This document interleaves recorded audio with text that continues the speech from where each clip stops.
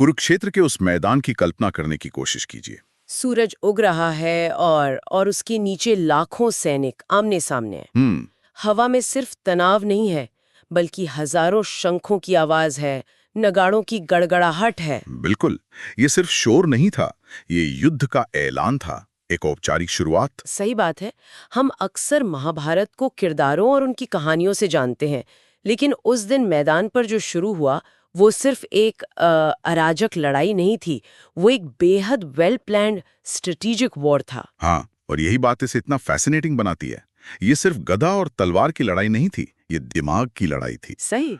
असली जंग शुरू होने से पहले वो कागज पर और कमांडरों के दिमाग में व्यू रचना के जरिए कई बार लड़ी जा चुकी थी। हर सेनापति की पहली चाल समझिए उसकी पूरी सोच को दर्शा रही थी। तो आज हम महाभारत के भीष्म पर्व की गहराइयों में उतर रहे हैं। हमारा फोकस रहेगा युद्ध के पहले 10 दिनों पर, जब कौरव सेना की कमान भीष्म पितामह के हाथों में थी। हाँ, और हमारी ये पूरी बातचीत strategic formations and आर्मीज of the Bhishma पर्व नाम के एक डिटेल्ड समरी पर आधारित है। और हमारा मिशन सिर्फ ये जानना नहीं है कि क्या हुआ, बल्कि ये समझना है कि कैसे हुआ। वो रणनीतियां, वो सैन्य संरचनाएं और वो लीडरशिप स्टाइल्स जिन्होंने इतिहास की सबसे बड़ी लड़ाई के पहले चैप्टर को डिफाइन किया। ठीक है, तो चलिए इसे परत दर परत समझते हैं। हाँ, क्योंकि हमें दिखाता है कि युद्ध सिर्फ इंडिविजुअल वॉरियर्स के पराक्रम पर नहीं लड़ा जाता, ये एक कलेक्टिव मिलिट्री स्ट्रैटेजी का खेल होता है, और कुरुक्षेत्र इसका सबसे बड़ा उदाहरण है। तो चलिए सबसे पहले उस स्केल की बात करते हैं, उस विशाल आकार की। जब हम कहते हैं लाखों सैनिक, तो ये बस एक कहने की बात है या इसका कोई हिसाब भी है? नहीं नहीं, इसका बाकायदा हिसाब है। और इसमें जो आकर्षक बात है वो ये है कि इस विशाल भीड़ को ऑर्गेनाइज करने का एक बहुत ही सिस्टमैटिक तरीका था। अच्छा, ये कोई मेला नहीं था जहां लोग बस जमा हो गए। यहाँ अक्षौहिणी का कॉन्सेप्ट सामने आता है। अक्षौहिणी? हाँ, अक्षौहिणी को आप आज के जमाने की एक आर्मी डिवीजन की तरह समझ सकती हैं, एक स्टैंडर्ड यूनिट जिसमें सैनिकों और संसाधनों की गिनती तय होती थी। अक्षौहिणी, मैंने यह शब्द सुना है, लेकिन इसका मतलब, इसके आंकड़े हैं हमारे पास? हाँ, और आंकड़े हैरान करने वाले हैं। अगर हम सोर्स के हिसाब से चलें तो एक अक्षौहिणी में 21,870 रथ, 21,870 हाथी, 65,610 घुड़सवार और 1,09,350 पैदल सैनिक होते थे। ओह, ये तो बहुत सारे नंबर हो गए। हाँ, इसे आसान करते हैं। कुल मिलाकर एक अक्षौहिणी में लगभग 2.25 लाख सैनिक और जानवर होते थे। एक मिनट, 2.25 लाख? ये तो आज के जमाने में किसी छोटे शहर की पूरी आबादी हो गई। मतलब एक अक्षौहिणी एक पूरा शहर मैदान में लड़ने उतर रहा है। एग्जैक्टली। अब सोचिए, सोर्स के मुताबिक पांडवों के पास ऐसी 7 अक्षौहिणी थीं। 7? ओके। और कौरवों के पास 11 अक्षौहिणी थीं। 11?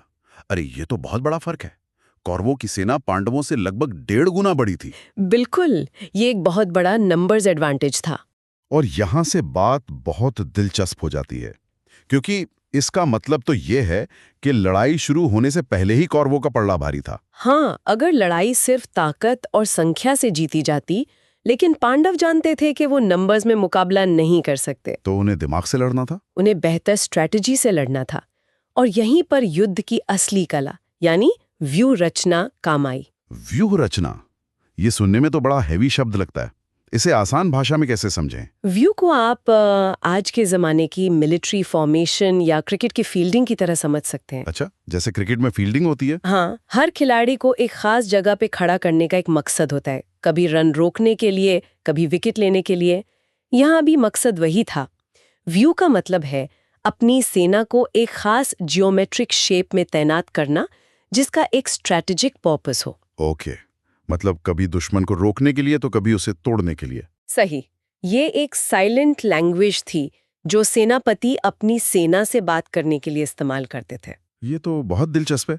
तो कौरवों ने, जिनके सेनापति भीष्म थे, कौन सी फील्डिंग सजाई थी? उनके पास तो बड़ी सेना थी, तो वो तो फुल अटैक पर गए होंगे। यहीं पर कहानी में एक ट्विस्ट आता है। बड़ी सेना होने के बावजूद भीष्म ने एक बेहद डिफेंसिव फॉर्मेशन चुनी। डिफेंसिव? हाँ, स्रोत के अनुसार उन्होंने सर्वतोभद्र व्यू का इस्तेमाल किया। इसके नाम में ही इसका मतलब छिपा है। सर्वतः भद्र, यानी जो हर तरफ से सुरक्षित हो। मतलब एक चलता फिरता किला। एकदम सही। एक मोबाइल फोर्ट्रेस जिसे चारों दिशाओं से होने वाले हमलों को झेलने के लिए बनाया गया था, और इसका मजबूत कोर जिसमें भीष्म और बड़े योद्धा थे, वो हमेशा प्रोटेक्टेड रहता था। एक रक्षात्मक व्यू। ये तो अजीब है, वो तो चाहते तो अपनी बड़ी सेना से पांडवों को कुचल सकते थे, उन्होंने डिफेंसिव स्ट्रेटेजी क्यों अपनाई? और भीष्म का ये रक्षात्मक व्यूह चुनना सिर्फ एक सैन्य फैसला नहीं था, ये शायद उनकी मानसिकता को भी दर्शाता है। अच्छा, कैसे? वो मन से ये युद्ध नहीं लड़ना चाहते थे। उनके सामने उनके अपने पोते खड़े थे। उनका लक्ष्य पांडवों को खत्म करना नहीं, बल्कि बस उन्हें रोके रखना था, उन्हें थका देना था। तो उनका व्यू उनकी दुविधा का प्रतीक था, एक ऐसी दीवार जो मारना नहीं, सिर्फ रोकना चाहती है। बिल्कुल। वाह, मतलब उनकी स्ट्रैटेजी उनकी साइकोलॉजी का रिफ्लेक्शन थी। तो इस किले जैसी दीवार को तोड़ने के लिए पांडवों ने क्या किया? जाहिर है उनके पास कोई जवाबी प्लान होगा। बिल्कुल। अगर हम इसे बड़ी तस्वीर से जोड़कर देखें, तो पांडवों ने कौरवों की इस पैसिव अग्रेसिव स्ट्रैटेजी को तोड़ने के लिए एकदम ऑपोजिट अप्रोच अपनाई, यानी प्योर अग्रेशन। Pure aggression. उनकी दो प्रमुख संरचनाओं का जिक्र मिलता है, वज्रव्यूह और मकर व्यूह। वज्रव्यूह यानी इंद्र के वज्र जैसा, ये तो सुनने में काफी आक्रामक लगता है। हाँ, इसका काम ही वज्र जैसा था, भेदना। ये एक कील या एरोहेड के आकार की फॉर्मेशन थी। इसका एक ही मकसद था, दुश्मन की सबसे मजबूत दीवार में पूरी ताकत से घुसना और उसे तोड़कर बिखेर देना। और इस व्यूह की नोक पर सबसे शक्तिशाली योद्धा होते होंगे। हाँ, जैसे अर्जुन या भीम, जो एक तूफान की तरह रक्षा पंक्ति को चीरते हुए अंदर घुस जाते थे। ठीक है, ये तो समझ आया, लेकिन ये दूसरा नाम मकर व्यूह, मतलब मगरमच्छ जैसी फॉर्मेशन, ये सुनने में तो बड़ा अजीब लगता है। हाँ, सैनिक मगरमच्छ की तरह दिखते नहीं थे, लेकिन उनकी फॉर्मेशन का आकार और काम करने का तरीका मगरमच्छ जैसा था। अच्छा, वो कैसे? सोचिए, मगरमच्छ कैसे शिकार करता है। वो किनारों से हमला करता है, अपने शिकार को जबड़े में फंसाकर घेर लेता है। मकर व्यू भी यही करता था। ये ज्यादा फ्लेक्सिबल था। इसका इस्तेमाल दुश्मन को किनारों से घेरने यानी फ्लैंकिंग मनूवर के लिए, उनकी सप्लाई लाइंस काटने और उनके कमजोर हिस्सों पर हमला करने के लिए किया जाता था। तो ये दुश्मन को फंसाने की एक चाल थी। हाँ, उसे आइसोलेट करने की एक बहुत चालाक रणनीति थी। तो एक तरफ कौरवों का स्थिर मजबूत किला और दूसरी तरफ पांडवों का तेज नुकीला वज्र और घेरने वाला मगरमच्छ। ये तो मिलिट्री स्ट्रेटेजी का एक टेक्स्ट बुक केस लगता है। लेकिन सवाल यह है कि इन संरचनाओं को कौन चला रहा था? भीष्म की लीडरशिप इस विशाल किले के सेनापति के तौर पर कैसी थी? भीष्म एक ओल्ड स्कूल, बेहद अनुभवी कमांडर थे। उनकी लीडरशिप स्टाइल ऑर्गेनाइज्ड और स्ट्रेटेजिक थी। जैसे हमने देखा, उन्होंने एक मजबूत रक्षात्मक संरचना बनाई। लेकिन उनकी सबसे बड़ी खासियत ये थी कि वो मोर्चे से नेतृत्व करते थे। वो किसी कमांड टेंट में बैठकर नक्शे पर पिन नहीं लगाते थे, बल्कि अक्सर खुद युद्ध के सबसे घने हिस्से में मौजूद रहते थे। अच्छा, तो वो एक फ्रंट लाइन जनरल थे। बिल्कुल। उनकी प्राथमिकता थी सेंट्रल कमांड, यानी खुद को और बड़े योद्धाओं को सुरक्षित रखना, और एक लेयर्ड डिफेंस बनाना। मतलब अगर दुश्मन एक परत तोड़ दे तो उसे अगली और फिर अगली परत का सामना करना पड़े।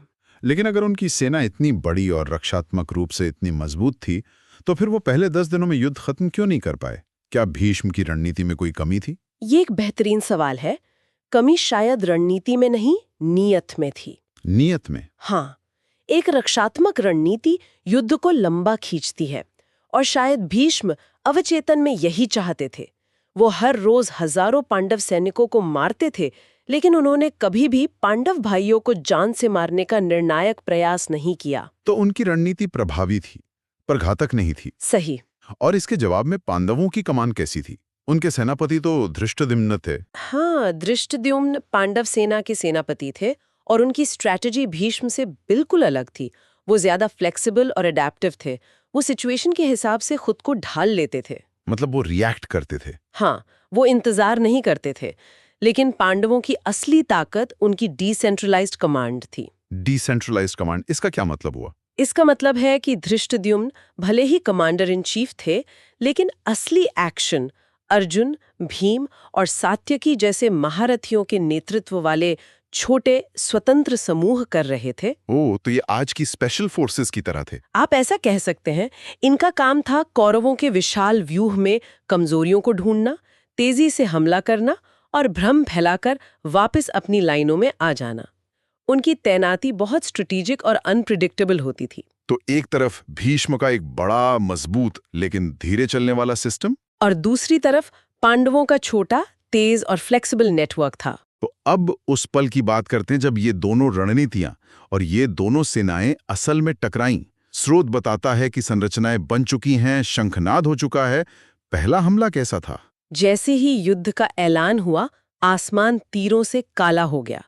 ऐसा लगा जैसे अचानक बादलों से लोहे की बारिश होने लगी हो। अविश्वसनीय। दोनों तरफ से सैनिक और रथ एक दूसरे पर टूट पड़े। लेकिन इन सब के बीच जो सबसे बड़ा टकराव था, वो दो इंसानों के बीच था। भीष्म और अर्जुन। हाँ, स्रोत में इस बात का खास जिक्र है कि शुरुआती दिनों में भीष्म और अर्जुन का आमना सामना अक्सर होता था। ये सिर्फ दो सेनाओं का टकराव नहीं था, ये दो पीढ़ियों का टकराव था। दो विचारधाराओं और गुरु शिष्य के बीच का टकराव था। सोचिए, अर्जुन के लिए कितना मुश्किल रहा होगा। जिस इंसान ने उसे धनुर्विद्या सिखाई, आज उसी पर बाण चलाने थे। और भीष्म के लिए भी, जिससे वो सबसे ज्यादा प्यार करते थे, उसे रोकने की मजबूरी थी। बिल्कुल, ये युद्ध के मैदान पर एक बहुत ही इमोशनल और स्ट्रेटेजिक पजल थी। तो चलिए अब तक की हमारी चर्चा का एक संक्षिप्त सारांश लेते हैं।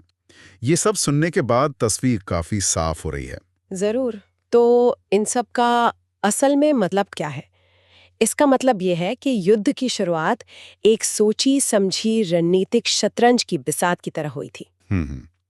हमारे पास दो पक्ष थे।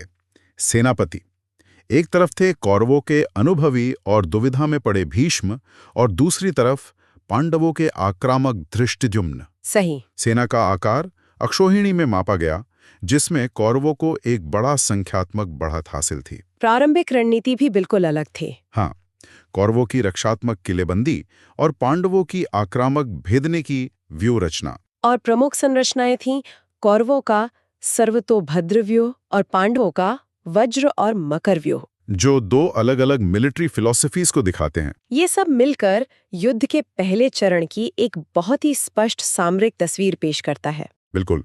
तो मुख्य बात यह है कि महाभारत युद्ध की शुरुआत केवल पाश्विक बल या योद्धाओं के शौर्य के बारे में नहीं थी। ये स्ट्रैटेजी, फॉर्मेशंस और लीडरशिप का एक कॉम्प्लेक्स गेम था। हर कदम सोचा समझा था। हर तैनाती का एक मकसद था और हर सेनापति की रणनीति उसकी अपनी शख्सियत और मजबूरियों का आईना थी। सही कहा। और हमारी इस चर्चा के अंत में इससे एक महत्वपूर्ण सवाल उठता है। वो क्या? ये देखते हुए कि कौरवों के पास एक बड़ी सेना, ज्यादा संसाधन और एक मजबूत रक्षात्मक संरचना थी, फिर भी वो एक निर्णायक जीत हासिल क्यों नहीं कर पाए? ये सोचने पर मजबूर करता है कि इस महाकाव्य में जीत के लिए शुद्ध सैन्य रणनीति के अलावा और कौन से कारक, जैसे कि मनोबल, लड़ने का मकसद यानी धर्म, या फिर व्यक्तिगत योद्धाओं का असाधारण कौशल, शायद ज्यादा महत्वपूर्ण माने गए होंगे। एग्जैक्टली। क्योंकि अगर सिर्फ संख्या और रक्षात्मक रणनीति ही जीत तय करती, तो शायद महाभारत का परिणाम कुछ और होता। और शायद यही इस महाकाव्य का सबसे बड़ा स्ट्रेटेजिक लेसन है कि युद्ध सिर्फ मैदान पर नहीं, मन में भी लड़ा जाता।